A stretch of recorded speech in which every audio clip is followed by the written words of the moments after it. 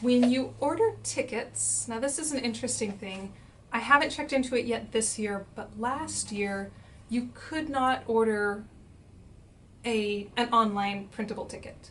At that time in 2017, you could order tickets online, but they would be sent to your house as a paper ticket, or you would pick them up at will call when you got there.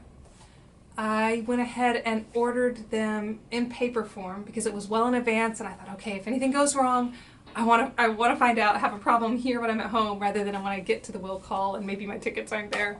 It was a little unnerving to do that, but I did. I have my little paper here. So to show you, because there are so many classes, you guys. I mean, we've got 40 pages, right? That is describing the different classes, their titles. It's amazing. And this catalog this year is actually smaller than last year. But this is what a typical schedule looks like, right? You've got all these different classes. You can see the ones I've circled that I'm interested in. Typically, the classes will run Thursday, Friday, Saturday, Sunday, with Thursday and Saturday having the same classes and Friday and Sunday having the same classes. There are some days that are one day. There are some classes that are one day only, so that's something to look for.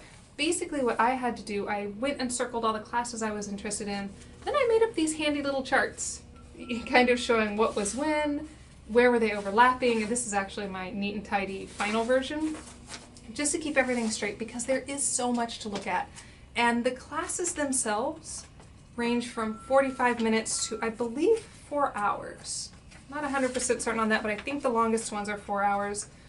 For the most part, they are demonstration only, which actually was fine. There are a few that do involve sewing machines, sergers, things like that, but you can find the details in there. They range in price from $6 for the 45-minute classes to $50 for a 4-hour class. I mean, it's an amazing bargain. So even if a class is terrible, it was $6. It was 45 minutes, you know, no problem. So thinking and going back to that and back to tickets, like I was saying, you could order them or you could pick them up at will call.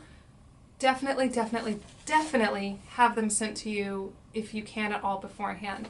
And the reason for that, at least in 2017, when you get to the Puyallup Fairgrounds, because that's where it's held in a fairgrounds, the ticketing offices are actually outside of the gates, and the ticketeers are in a booth. You guys are outside. And if you've ever been in this area, you know that the end of February, beginning of March is a very cold, rainy time. And when the lines get long, you'll be standing out there waiting to pick up your tickets. So definitely, if you can, have them sent in advance. The other thing to know, I would say that's the same for getting in the door, because there is a door fee, and that is separate from the classes. I tried to see if there was any way to combine them. They don't combine them, because the Sewing Expo itself is a very, very large showroom for all sorts of shopping, and then in addition there's the classes. So much like going to any sort of expo, you know, you pay a ticket fee to get in.